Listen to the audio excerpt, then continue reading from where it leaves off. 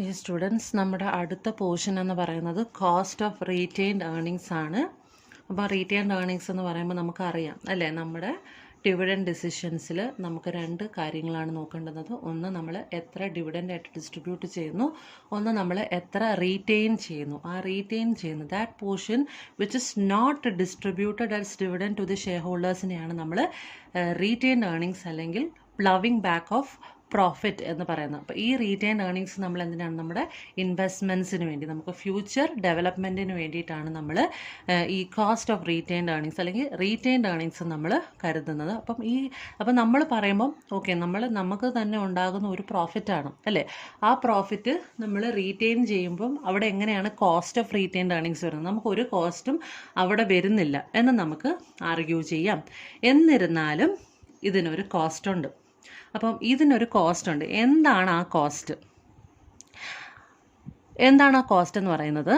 നമുക്ക് ഇവിടെ ഒരു ഓപ്പർച്യൂണിറ്റി കോസ്റ്റ് വരികയാണ്. കാര്യം, നമ്മൾ ഓപ്പർച്യൂണിറ്റി കോസ്റ്റ് എന്ന് പറഞ്ഞ് നമ്മൾ പഠിച്ചിട്ടുണ്ട് നെക്സ്റ്റ് ബെസ്റ്റ് ഓൾട്ടർനേറ്റീവിൻ്റെ കോസ്റ്റ് അല്ലേ. നെക്സ്റ്റ് ബെസ്റ്റ് ഓൾട്ടർനേറ്റീവ് കോസ്റ്റിനെയാണ് നമ്മൾ ഓപ്പർച്യൂണിറ്റി. അപ്പം ഇവിടെ നമ്മൾ ഈ റീറ്റേൺ ഏർണിങ്സ് നമ്മൾ ഇവിടെ ഉപയോഗിച്ചില്ലായിരുന്നെങ്കിൽ ഇതിന് പകരം തൊട്ടടുത്ത് നമ്മൾ അടുത്ത സോഴ്സ് ഏതായിരുന്നു കണ്ടെത്തുന്നത്, അതിൻ്റെ കോസ്റ്റാണ് നമ്മൾ കോസ്റ്റ് ഓഫ് റീറ്റെയിൻഡ് ഏർണിങ്സ് എന്ന് പറയുന്നത്. ഞാൻ ഒന്നും കൂടെ പറഞ്ഞുതരാം, ഇത് നമുക്ക് വായിച്ചു വരുമ്പോൾ നമുക്ക് ക്ലിയർ ആവും. The part of earnings of the company which is not distributed to the share holders is called retained earnings or ploughing back of profits. Such retained earnings are transferred to reserves and normally utilised by the company for future development. It is argued that retained earnings do not involve any cost because a firm is not required to pay dividend on retained earnings. ഇങ്ങനെയാണ് നമ്മൾ സാധാരണ പറയുന്നത്. ഫേമിന് dividend pay ചെയ്യാൻ ഇല്ല. Retained earnings എന്ന് പറയുന്നത് ഫേമിൻ്റെ സ്വന്തം പൈസയാണ്. പക്ഷേ ഇവിടെ ഒരു കോസ്റ്റ് വരുന്നു. എന്താണത്? The argument is not true because of the fact that retained earnings accrue to a firm only because of the sacrifice made by the existing shareholders in not receiving any type of dividend or bonus share. അപ്പോൾ ഈ retained earnings എന്ന് പറയുന്നത് നമ്മൾ share ഹോൾഡേഴ്സിന് distribute ചെയ്യാത്ത ഭാഗമാണെന്ന് പറയുന്നു. ഒരു minute. അപ്പോൾ ഷെയർ ഹോൾഡേഴ്സിന് നമ്മൾ ഡിസ്ട്രിബ്യൂട്ട് ചെയ്യാത്ത ഭാഗമാണ് ഡിവിഡൻഡ് എന്ന് പറയുന്നത്. അതേസമയം അപ്പോൾ എന്താണ് അപ്പോൾ നമ്മൾ എന്ത് ചെയ്യുന്നു, അത് ഡിസ്ട്രിബ്യൂട്ട് ചെയ്യാതെ നമ്മളതിനെ തിരിച്ച് ഇൻവെസ്റ്റ് ചെയ്യുന്നു. അതേസമയം ഇത് ഡിസ്ട്രിബ്യൂട്ട് ചെയ്തിരുന്നെങ്കിൽ അവർക്ക് എന്താണ്, ഷെയർ ഹോൾഡേഴ്സിന് അതിന് ഡിവിഡൻഡോ ബോണസോ ഒക്കെ കിട്ടിയിരുന്നേനെ. അപ്പം ആ ഡിവിഡൻഡും കിട്ടുന്നില്ല, ബോണസ് ഷെയറിൻ്റെ ഇഷ്യൂവും നടക്കുന്നില്ല. അവർ ഈ പൈസ, ഈ തുക അവരെന്ത് ചെയ്യുന്നു, റീറ്റെയിൻഡ് ഏർണിങ്സിലേക്ക് മാറ്റുന്നു. അപ്പോൾ അവിടെ ഷെയർ ഹോൾഡേഴ്സിന് ഒരു കോസ്റ്റ് ഉണ്ടാവുകയാണ്. അപ്പോൾ അതിനെയാണ് അവിടെ ആ ഷെയർ ഹോൾഡേഴ്സിന് ഉണ്ടാകുന്ന കോസ്റ്റ്, അതാണ് ഓപ്പർച്യൂണിറ്റി കോസ്റ്റ് എന്ന് പറയുന്നത്. അപ്പോൾ അതിനെ നമ്മൾ എന്ത് ചെയ്യും, അതിൻ്റെ കോസ്റ്റാണ്, ആ ഉണ്ടാകുന്ന കോസ്റ്റിനെയാണ് നമ്മൾ കോസ്റ്റ് ഓഫ് റീറ്റെയിൻഡ് ഏർണിങ്സ് എന്ന് പറയുന്നത്. The cost of retained earnings may be defined as the opportunity cost of dividend forgone by the share holders. Share holders വേണ്ടാന്ന് വെച്ച ഡിവിഡൻഡിൻ്റെ ഓപ്പർച്യൂണിറ്റി കോസ്റ്റ്, അവർക്ക് ആ ഡിവിഡൻഡ് വേണ്ടാന്ന് വെച്ച ഡിവിഡൻഡിൻ്റെ ഓപ്പർച്യൂണിറ്റി കോസ്റ്റിനെയാണ് നമ്മൾ കോസ്റ്റ് ഓഫ് റീറ്റെയിൻഡ് ഏർണിങ്സ് എന്ന് പറയുന്നത്. The cost of retained earnings may be considered as a rate of return which the existing shareholders can obtain by investing the after-tax dividend in alternative investment opportunities. അപ്പം ഈ ഒരു rate of return, existing share ഹോൾഡേഴ്സിന് കിട്ടുന്ന rate of return അവർ വേറെ എവിടെയെങ്കിലും invest ചെയ്തിരുന്നെങ്കിൽ അവർക്ക് കിട്ടുന്ന can obtain by investing the after tax dividend in alternative investment opportunities. അപ്പം ഓൾട്ടർനേറ്റീവ് ഇൻവെസ്റ്റ്മെൻറ്റ് ഓപ്പർച്യൂണിറ്റീസിൽ അവർ ഇട്ടിരുന്നെങ്കിൽ കിട്ടുന്ന റിട്ടേൺ, അതാണ് നമ്മുടെ കോസ്റ്റ് ഓഫ് റീറ്റെയിൻഡ് ഏർണിങ്സ് എന്ന് പറയുന്നത്. അപ്പം കോസ്റ്റ് ഓഫ് റീറ്റെയിൻഡ് ഏർണിങ്സിൻ്റെ ഇക്വേഷൻ എന്ന് പറയുന്നത് cost of R is equal to cost of retained earnings തന്നെയാണ്. Cost of R is equal to D1/NP plus G, അതായത് D1 by net proceeds plus G into 1 minus T, ഇത് tax ആണ്, after tax dividend ആണ്, അതാണ് 1 minus T into 1 minus B. ഈ B ആണ് brokerage cost, അല്ലെങ്കിൽ നമ്മൾ പുതിയ സെക്യൂരിറ്റീസ് ഇഷ്യൂ ചെയ്യുമ്പോൾ നമുക്കുണ്ടാകുന്ന ബ്രോക്കറേജ് കമ്മീഷൻ, അതിനേക്കാണ് നമ്മൾ B എന്ന് പറയുന്നത്. അപ്പോൾ K of R is equal to D1/NP plus G. ഇപ്പോൾ D1/NP+G ആണ് കോസ്റ്റ് ഓഫ് ഇക്വിറ്റി. നമുക്ക് അറിയാവുന്നതാണ് അല്ലേ.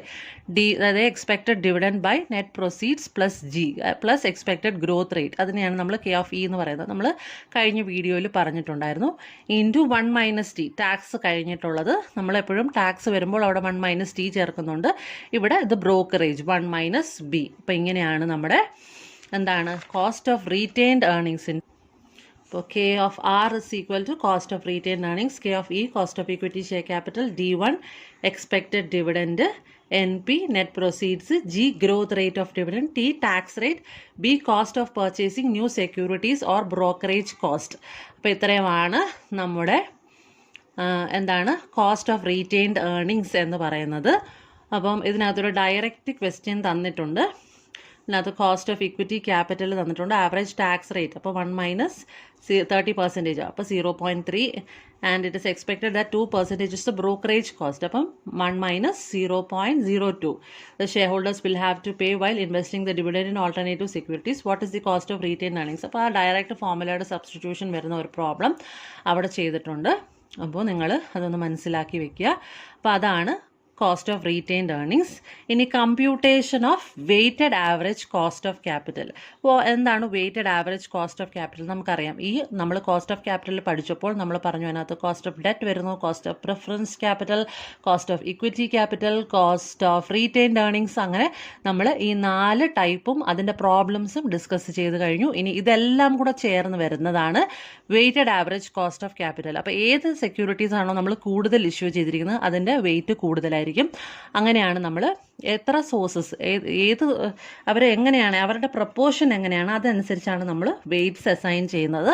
അങ്ങനെ നമ്മൾ weighted average cost of capital compute ചെയ്യുന്നു. Weighted average cost of capital is the average cost of the cost of various sources of financing. അപ്പം എല്ലാ സോഴ്സസ് ഓഫ് ഫിനാൻസിങ്ങിൻ്റെയും കോസ്റ്റിൻ്റെ ആവറേജ് ആണ് നമ്മൾ weighted average cost of capital എന്ന് പറയുന്നത്. It is also known as composite cost of capital or overall cost of capital. The computation of weighted average cost of capital is done by putting weights to the specific cost of capital in proportion to the various sources of funds to the total. അപ്പോൾ അവരുടെ proportion ടോട്ടലിനകത്ത് അവരുടെ proportion എത്രയാണെന്ന് നോക്കിയിട്ടാണ്, various സോഴ്സസിൻ്റെ proportion എങ്ങനെയാണെന്ന് നോക്കിയിട്ടാണ് നമ്മൾ weights assign ചെയ്ത് കൊടുക്കുന്നത്. The weights may be given either by using the book value or market value of the source. അപ്പോൾ ബുക്ക് വാല്യൂ അല്ലെങ്കിൽ മാർക്കറ്റ് വാല്യൂ തന്നിരിക്കും, അതനുസരിച്ചായിരിക്കും നമ്മൾ വെയ്റ്റ്സ് കമ്പ്യൂട്ട് ചെയ്യേണ്ടുന്നത്. Weighted average cost of capital can be computed as follows. K(W) ഇവിടെ weighted average cost of ക്യാപിറ്റലിനെയാണ് നമ്മൾ K(W) എന്ന് പറയും, അല്ലെങ്കിൽ നമ്മൾ K(O) എന്ന് പറയും. Overall cost of capital K(O) is equal to sigma WX by sigma W. W എന്ന് പറയുന്നത് നമ്മൾ അസൈൻ ചെയ്ത് കൊടുക്കുന്നത് വെയ്റ്റ്സ് ആണ്. അപ്പോൾ sigma WX by sigma W ആണ് നമ്മുടെ വെയ്റ്റഡ് ആവറേജിൻ്റെ ഫോർമുല. അപ്പോൾ ഇതിൻ്റെ പ്രോബ്ലംസ് ഇല്ല, ഫോർമുല ജസ്റ്റ് ഇതിൻ്റെ കമ്പ്യൂട്ടേഷൻ്റെ തിയറിയും ആ ഒരു ഫോർമുലയും നിങ്ങൾ പഠിച്ച് മനസ്സിലാക്കി വെക്കുക. ഇനി ഇതിനകത്ത് വരുന്ന ഒരു പോർഷനാണ് advantages of computing weighted average cost of capital, limitations of weighted average cost of capital. അപ്പം അഡ്വാൻറ്റേജസിൽ weighted average cost of capital is supposed to be the best method of computing cost of capital because of the following merits. അപ്പോൾ ഇതിനകത്ത് കുറച്ച് merits വരുന്നുണ്ട്. ഒന്ന്, calculation of after tax cost of capital. ഇപ്പോൾ ഇത് after tax വരുന്ന cost of capital ആണ്. അപ്പം in financial decision making the after tax cost of capital is more relevant. The weighted average cost of capital can be computed on after tax basis. In its calculation each source of capital fund gets its weightage according to its contribution in the total capital structure. Thus, the relative importance of the various sources of fund is identified in the computation of weighted average cost of capital. അപ്പം നമ്മളിവിടെ after tax cost of capital ആണ് കണ്ടുപിടിക്കുന്നത്. പിന്നെ നമ്മൾ പറയുന്നു എല്ലാ sources of ക്യാപിറ്റലിൻ്റെയും ഈ sources of ക്യാപിറ്റലിൻ്റെയും weightage അവർക്ക് കിട്ടുന്നു. കാര്യം എന്ന് വെച്ചാൽ നമ്മൾ ആ വെയിറ്റേജ് അനുസരിച്ചാണ് അവരുടെ contribution to the total capital structure നമ്മൾ കണ്ടെത്തുന്നത്. അതുകൊണ്ട് തന്നെ അതിൻ്റെ ഓരോന്നിൻ്റെയും ഇമ്പോർട്ടൻസ്, റിലേറ്റീവ് ഇമ്പോർട്ടൻസ്, ഒന്നിൽ നിന്ന് അടുത്തത് നോക്കുമ്പോൾ ഓരോന്നിൻ്റെയും ഇമ്പോർട്ടൻസ് നമുക്ക് കൃത്യമായിട്ട് എന്ത് വഴി ഐഡൻറ്റിഫൈ ചെയ്യാം? Weighted average cost of capital വഴി ഐഡൻറ്റിഫൈ ചെയ്യാം. Provision of one single figure അല്ലേ, നമ്മൾ ഈ cost of debt, cost of equity, cost of retained earnings, ഇതെല്ലാം എന്താണ്? കോസ്റ്റ് ഓഫ് ക്യാപിറ്റലാണ്. അപ്പോൾ നമുക്ക് ഈ weighted average cost of capital വഴി നമുക്കൊരു സിംഗിൾ ഫിഗർ നമുക്ക് ഇതിനകത്തുനിന്ന് കണ്ടെത്താൻ പറ്റും. The weighted average cost of capital provides one single figure which may be used as a discount factor in computing the discounted cash inflows of the future stream of earnings. അപ്പം നമുക്ക് ഭാവിയിൽ വരെ കിട്ടാനുള്ള ഏർണിങ്സിൻ്റെ ഇപ്പം നമുക്ക് ഡിസ്കൗണ്ട് ഫാക്ടർ, അതായത് ഞാൻ ഡിസ്കൗണ്ടിങ്ങും കോമ്പൗണ്ടിങ്ങും നിങ്ങൾക്ക് പറഞ്ഞു തന്നിട്ടുണ്ട്. അതായത് ഇപ്പോഴത്തെ പ്രസൻറ്റ് വാല്യൂ നമുക്ക് എത്രയാണെന്ന് അറിയാൻ പറ്റും. പിന്നെ suitability in capital budgeting decisions. അപ്പോൾ ക്യാപിറ്റൽ ബഡ്ജറ്റിംഗ് എന്ന് പറയുമ്പോൾ നമുക്കറിയാം investment decisions, long term investment ഡിസിഷൻസിനെയാണ് നമ്മൾ ക്യാപിറ്റൽ ബഡ്ജറ്റിംഗ് ഡിസിഷൻസ് എന്ന് പറയുന്നത്. അപ്പോൾ capital structure will be changing due to issue and redemption of securities. Weighted average cost of capital clearly reflects such overall changes, therefore it is more suitable for capital budgeting decisions. അപ്പോൾ ഇതിനകത്ത് എന്താണ്? Capital structure എപ്പോഴും നമ്മൾ change ചെയ്തുകൊണ്ടേയിരിക്കും അല്ലേ? Issue ചെയ്യുമ്പോഴും redeem ചെയ്യുമ്പോഴും എല്ലാം securities issue ചെയ്യുമ്പോഴും റെഡീം ചെയ്യുമ്പോഴും നമ്മുടെ ക്യാപിറ്റൽ സ്ട്രക്ചർ മാറിക്കൊണ്ടിരിക്കും. നമുക്കറിയാം mix of debt and equity അല്ലേ? റെഡീം ചെയ്യുമ്പോൾ കുറയുന്നു, ഇഷ്യൂ ചെയ്യുമ്പോൾ കൂടുന്നു. അപ്പോൾ weighted average cost of capital clearly reflects such overall changes. അപ്പോൾ ഈ വെയ്റ്റഡ് ആവറേജ് കോസ്റ്റ് ഓഫ് ക്യാപിറ്റലിൽ ഈ ചേഞ്ചസ് മുഴുവൻ കാണുന്നു. കാര്യം ഓരോ സെക്യൂരിറ്റിയും അതിൻ്റെ ഇമ്പോർട്ടൻസും നമ്മൾ ക്ലിയർ ആയിട്ട്, അതിൻ്റെ വെയിറ്റേജസും നമ്മൾ ക്ലിയർ ആയിട്ട് വെയ്റ്റഡ് ആവറേജ് കോസ്റ്റ് ഓഫ് ക്യാപിറ്റലിൻ്റെ കമ്പ്യൂട്ടേഷനിൽ കൊടുക്കുന്നുണ്ട്. അപ്പോൾ ഓരോ സെക്യൂരിറ്റി ഇഷ്യൂ ചെയ്യുമ്പോഴും റെഡീം ചെയ്യുമ്പോഴും ഇതിനകത്ത് മാറ്റം വരുന്നു, ഓവറോൾ ചേഞ്ചസ് ഉണ്ടാകുന്നു.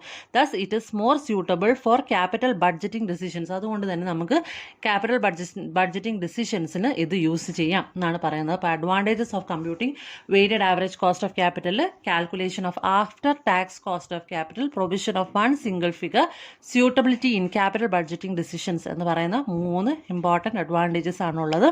ഇനി ലിമിറ്റേഷൻസിൽ എന്തൊക്കെ വരുന്നെന്ന് നോക്കാം. Weighted average cost of capital is suffering from the following limitations. 1. Cost of funds is not independent to value of funds. In calculated weighted average cost of capital, it is assumed that the cost of raising fund is independent to the value of fund raised. This presumption does not hold good in practice. അപ്പോൾ ഈ first point പറയുന്നതെന്ന് പറഞ്ഞാൽ നമ്മൾ weighted average cost of capital calculate ചെയ്യുമ്പോൾ നമ്മൾ cost of raising fund is independent to the value of fund raised. അപ്പം നമ്മൾ value of the ഫണ്ടിനെ എന്താണ് കോസ്റ്റ് ഓഫ് ഫണ്ട്സ് ഡിപ്പെൻഡ് ചെയ്യുന്നില്ല എന്നാണ് പറയുന്നത്. അത് തെറ്റായൊരു അസംഷനാണ്. കാര്യം നമ്മൾ എന്തായാലും നമ്മുടെ വാല്യൂ ഓഫ് ഫണ്ടിനെ ഈ കോസ്റ്റ് എഫക്റ്റ് ചെയ്യുക തന്നെ ചെയ്യും. This presumption does not hold good in practice. അത് പ്രാക്ടിക്കലി അത് പോസിബിൾ ആയിട്ടുള്ള കാര്യമല്ല.